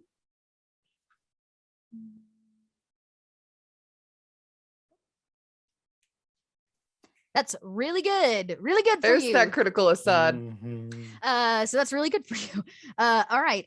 You very much are able to track this. Aurora helps no problem. She even unlocks the other side of the portal past the military stuff. She kind of bypasses the programs that they use because she is a portal program in some ways. Cool. Alia, Tal, both of you are gonna have a chance to make rolls. Obviously, Tal's gonna have to make this piloting roll to like set everything up. But Alia, would you like to do anything? I forget. Did we ever get? Yeah, I was going to say. Is this ship already blessed with prayer, or do I do that every time? Technically, you get a jump? blessing because the chapel has been refurbished. As long as there's a chapel on board, it is here. Do we have that mark that? Because I know this is a new ship, so we don't have that mark that Shuli put way back when. You do not have the Sholi mark. But you can choose. Yeah. Yes, I would like to do that then. I would like to bless the ship similarly as to how Sholi did. Okay. Would you like to use your mystic ability for that? Would you prefer to use some kind of culture roll because it's using your blessing? I'll leave that up to you. Considering that I came on here as the cultural consultant, essentially, I think I'll do the culture. Although, but my mystic is higher. What choices? I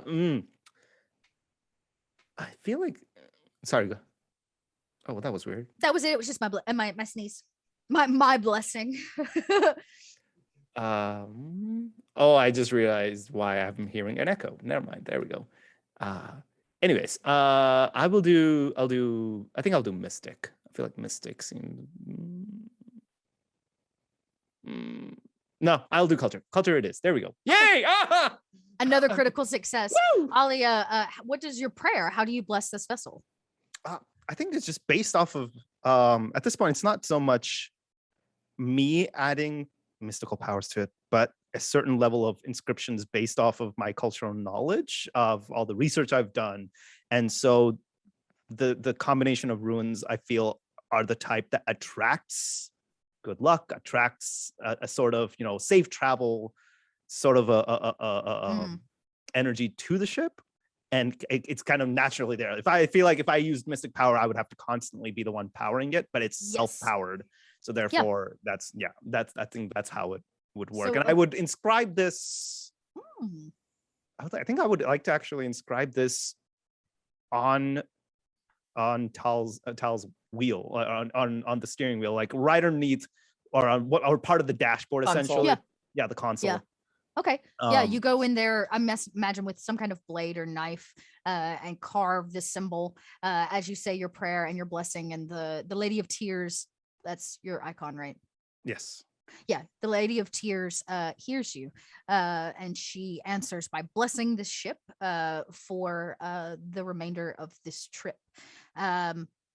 Leaving Tal to have to do the last of the work, of course, because the pilot, you're gonna have to pull it from the docks and get it in line and then race to your hibernation chamber before the jump happens, because you have to maneuver this in front of the other vessel before they jump through. So Tal actually has the hardest job. And so, yeah, I'm actually going to invoke one of Tal's talents that I've very rarely used. I'm not sure if I've ever used this. I am going to invoke the Traveler's talent. I get to ask the GM about a choice I have to make in the game. Has to be a choice with only 2 options, and you must answer truthfully which of the 2 is most beneficial to us, if that is all possible to estimate. Okay. So Tal is she's going and starting up all of her sequences to get everything running, and has to stop because Alia needs to get in there for the inscription. And she just kind of stands there watching Alia work and thinking to herself, is it really better for us to jump in line? Or in the long run, is it better for us to skirt with another ship? Oh, that's a difficult question. Okay. Okay. I will tell you this.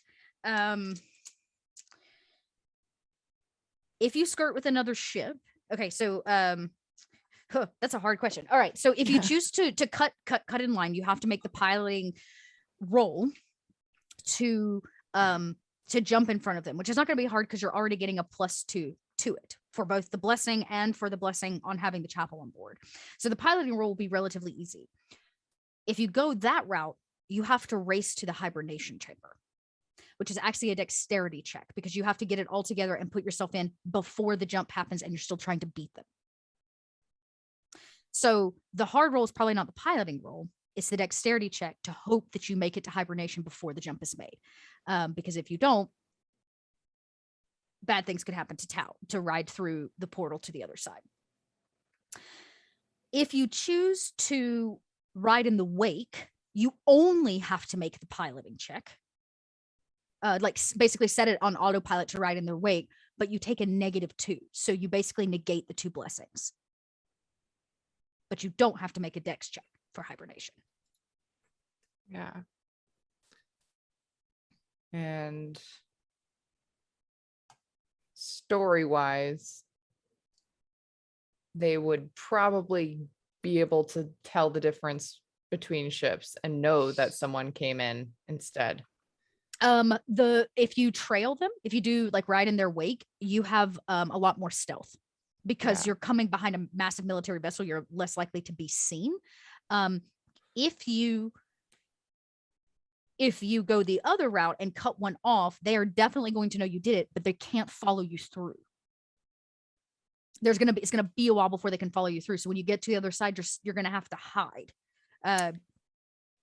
And Tal would know this. You can or cannot communicate between 2 ships on either side of the portal. You can only communicate via the portal master like station. They can communicate, right? But it's not an instantaneous thing. Sometimes messages take a while to get through. That's part of the like they send one ship through and then they got to wait for yes, the ship made it successfully. Then they need to prep the next ship. That's why it kind of takes so long between ship jumps, if that makes sense, because information like that is literally traveling across light years to get there. So it doesn't happen right away. Yeah. Second ship passes. Tal comes over the intercom. We're going to ride the wake. If we jump in line, then they'll know somebody came in. If we ride the wake, then they won't. It's a harder Whatever roll. you say, Captain. But yeah, my heart is racing, y'all. You're gonna do great. And I imagine that Tamir and Alia hear the captain say, "We're riding the wake," as your hibernation chambers close and also Hibernation activated. Tao, you're left alone. The ship kind of falls silent. The second ship is out, which means you only have minutes to get behind the third ship as it begins to pull out and make its way to what is basically the runway, the space runway into this portal. I'm going to have you make your piloting check. Remember, the ship does have stealth technology. Let me pull up the ship sheet, but I'm pretty sure the ship has stealth technology. And if it does, oh, and you get a +1 for the maneuvering. You have a maneuver. So actually, you're still going to get +2. I'm pretty sure. Hang on. Yeah. Does she also get a plus from Alia and Tamir's crits or bonuses? Where is our ship, y'all? It's at the top. Duh. Yeah. Okay, the Defiant. Here we one. go. Top one. Let me just see what we've got. So you do have the blessed ship, which we know, and you had the one from Alia. Those are going to be negated by riding the wake. You do have stealth technology, which adds a +1. And then you would have the antimatter maneuverability, which adds a +2 to your maneuverability. So actually you have a +3. And would I get anything in addition from Tamir's crit? Because I know Alia's was negated by the fact that I decided to do that. Because it would have been for the portal. I'd say yes, because it's the portal information, right? So like Tamir basically programmed it so it can't close early on you. Right. So like it's expecting one ship to come through, but maybe it's been programmed to wait for the Defiant to pass through or something like that. So I would say with that critical success, sure. So that would be a +4. I'm gonna need it. I'm gonna need all of these. Oh god. All right. A limited success, but you got 2 successes. What does it look like as Tal trails this and makes this jump, literally riding the wake of another vessel? Tal, you can kind of see sweat beading on her forehead because while she has actually done this before in the series, it's still sorry. I got excited. Marta's just looking really pretty, right? She's looking always very pretty. It's Diwali today, so I'm the one that looks like a bum. Okay. She looks like a literal princess. She is a literal princess. KP married a princess, and if anybody disagrees with me, don't say anything because you're wrong. Yeah, your opinion. Anyways. But yeah, so Tal's done this before, but it's still really nerve-wracking because one of the last times that Tal went through a portal, they wound up in a wet med chamber when they woke up. So it's very, very nerve-wracking. But she furiously clicks buttons and double checks parameters and presses a large purple button because I like purple. And then the lights in the cabin all turn red as she now has her warning to get in her cryo chamber. Her course is set and there's nothing left to do. She kisses her hand and puts it on the sigil that Talia, or that Alia. Sorry. Tal and Alia together. And there's the ship. That's the ship. Well, funny enough, Tal's full name is actually Talia. That's true. She kisses her hand and puts it on the sigil that Alia said and said, "I believe in you, friend," and gets in her cryo chamber. And we hear it once again as yours closes. Hibernation activated. Now, it's a really good thing that Malik only got a limited success on that ship, because their numbers did not change, which is a good thing, because if they had, they would not have been able to jump through and you would have jumped through another vessel. But by the icon's grace, the ship's numbers go through. The Defiant goes into autopilot, programmed to stay just a certain amount away where you can't be detected on any kind of radar. And you pull in behind them. And if you could hear the radio in the portal station, they would be in a bit of a panic. There's another ship in the lane. There's another ship in the lane, but it's too late. The countdown begins. 9, 8, and they begin trying to stop, but there's nothing that they can do. 5, 4, as the portal jump begins. 1. And it sucks the first ship through. And because you're so close, it rips the Defiant through to the other side. And there's a moment of blackness as you literally fold time and space, and you jump from the current system that you are in to the Zalos system. Yes, I'm not crazy about that. Yes, perfect. is where you're at, but you do make it all the way to Zalos. And I actually don't think I have a Zalos map prepped, but that's okay, because we are at time. And as the ship comes to, and of course, Tal's cryo chamber opens up first. Tal, you're flung from your cryo chamber, your upright one, because the ship is rattling as if it is under some kind of turbulence, but it is not turbulence, because off in the distance you hear an explosion. You have basically entered a war zone, because that is what Zalos is. And the comms, there is panic and static and people screaming, and commands being given by the portal station as the new military ships are entering the space. and one of the explosions goes off very, very close as it knocks you from your tube, and you hear the entire ship power down, which means you cannot release your crew from their hibernation sleep, at least not right now. Next week, we'll be back to find out what the Defiant is going to do as it once again floats endlessly through a war zone around the system of Zalos. But they made it. Stop breaking our ship. I didn't break it. That could be a blessing. We're a dead ship in the middle of a war zone. No one's gonna bother us right now. The icons might just be on your side. When have they ever been? Never mind, I'm not gonna do that. I mean, it was just on your side, I'd say. Very multiple amounts of times. Oh. We've seen the icons. Fair point. Tamir has talked with them. Fair point. Fair point. They were okay. It says the mystic of the group. Like, That is I'm the one. That the should be second corruption bar. Actually, I used 3 corruption bars. I forgot because one of them was not as obvious.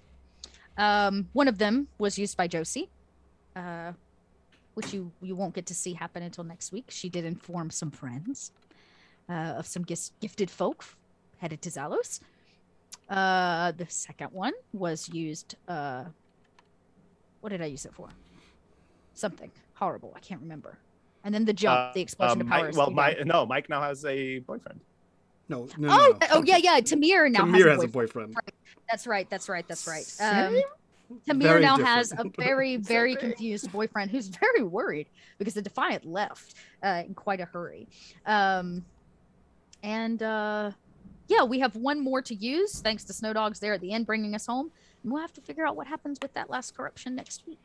Don't like it. All right, let's go around, do our introductions, get the hell out of here, do our after show. And if you guys want access to that after show and all the after shows for all of our shows, insight on the characters, behind the scenes peeks, Patreon, link down below. While you're down there, join us in the Discord. Be a part of the conversation. Be a part of the community. Let's start with, you know what? Let's start with our wonderful, amazing game mother here. Dot, who are you? Where can we find you on the internet? And what are you up to? Well, friends, I want to show you I'm keeping track. 4 the darkness, 1 of the corruption. I'm really sad that you have it labeled darkness and not dotness. I know. I usually put DP, but you know, I guess I can't be on brand all the time. No, I'm just kidding. Speaking of brands, I'm Little Red Dot. You can go online and find me as Little Red Dot on your social media platform of choice. Best place to find me is actually on Twitch, over on Cobalt Press, where I manage their Twitch and video production all the time. So I'm playing a lot of games over there. When I'm not there, I get the joy of getting to be over here with all of my best friends, rolling dice, telling stories. And if you prefer a podcast platform, I have one of those too. It's called Stitch of Fate. We actually launch season 3 tomorrow. So if you like vampires, if you like mysteries and kind of dark crime dramas, I highly encourage you to check it out because there are some, I would say voices, because it's a podcast, some voices that you've heard on this channel before, including the Bummernaut, and some other really amazing folks that do that with me. So come check us out as we launch again tomorrow. Other than that, I'll be back here. Same unmade gaming time, same unmade gaming channel. Hell frickin' yes. Let's jump over to Gnome. Who are you? Where can we find you? What are you up to?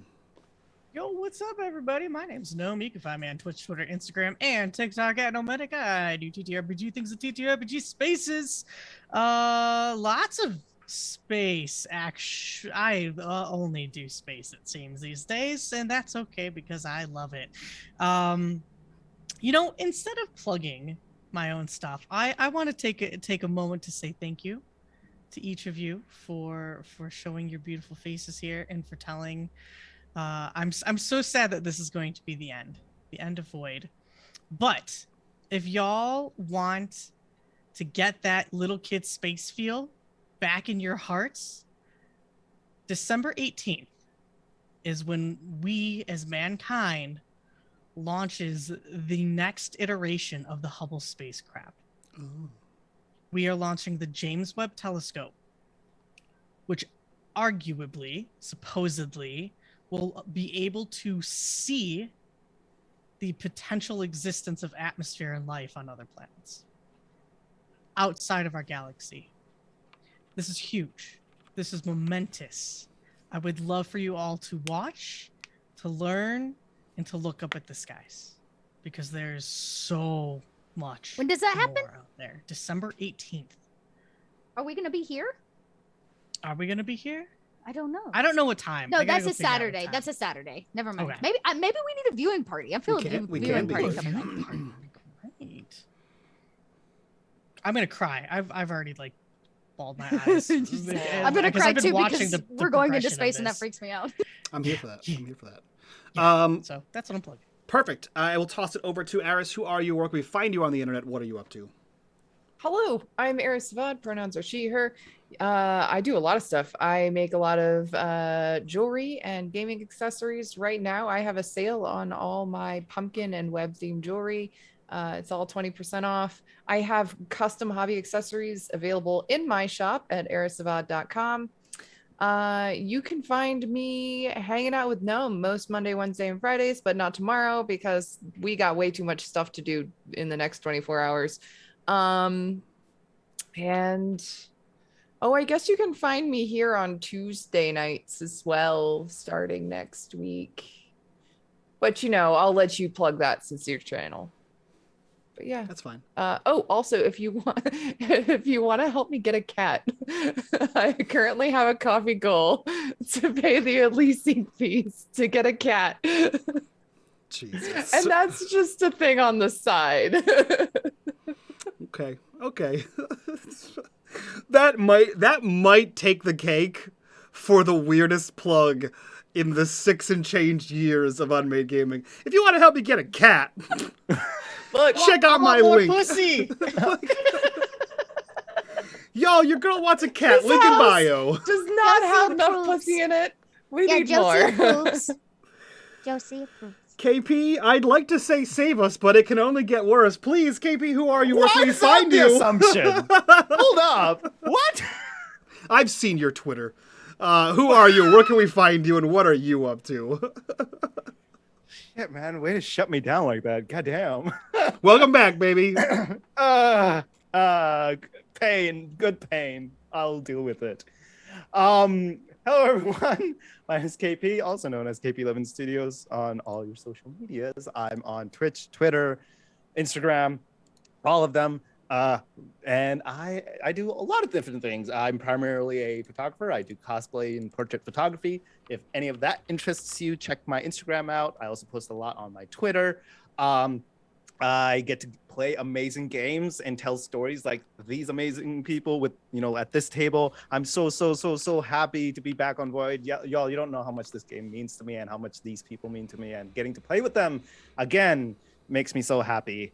And getting to see you all come and interact with us makes me so happy. So thank you for being here. And on top of that, besides Void on Thursdays now, every Friday evenings, I'm with Dot over here on Trooper SJP's channel, also known as Academic Foxhole. We play a game called City of Light and Shadow. It is a fate-based game set in the 1940s where we're a bunch of French resistance fighters kicking Nazi butt. Yeah, Friday night Nazi butt kicking. It's the best way to spend a Friday evening is kicking Nazi butt. And if that is how you wish to spend your Friday evening on a worthwhile cause, come join us over there and watch us, wreck the shit out of them, because that's what we ended up doing last week, because that was awesome.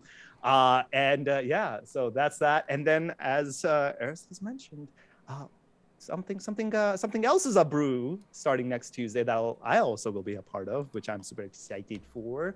And that's it for now. Outside of that, I will be doing photography for PAX Unplugged. Signups are closing tomorrow. If you're interested in showing interest, the slots are very limited, or at least currently very limited, depending on demand. So if that interests you, go check And that what out. else are you shooting? Photos for KP? Well, I'm assuming this is the same thing we were talking about, but another big thing that I will be the photographer for is the D3 at Sea cruise event that will be happening in March of next year. Essentially, Do you like playing D&D? Do you like playing TTRPG in general? Do you wish to play them with amazing people like our resident game mother over here, Dot, who is one of the professional DMs that will be there, along with amazing other folk like Mark Meir, who's a voice actor, Tanya DePass, who as B. known Dave as Walters, BJ, Gabe yeah, James Games, James Gabes, people who I will be fangirling over ridiculously. I already fangirl over Dot all the time, and now it's just going to be exponentially, and I'll while I'm fangirling, I will be taking photos of all of you playing these games, as well as offering my photography services. So if you want to take photos of yourself in exotic locations and on a cruise ship while playing video games, or not video games, but while playing TTRPG with amazing people like Dot, go check that out. It's amazing. And also, I believe they're having some fun sales for a lot of their services on top of that. So if best time to do it. I believe bookings will You have to book before December, the end of December, I believe. Yes. But if you do, I think you get entered in some kind of raffle to get like a certain amount of money off the next event or something like that. Exactly. There's some cool stuff. And I do believe they also do like pricing, like payment plans. Or I forget. Maybe I'm wrong, but worth checking out. But yeah, that's the other big thing.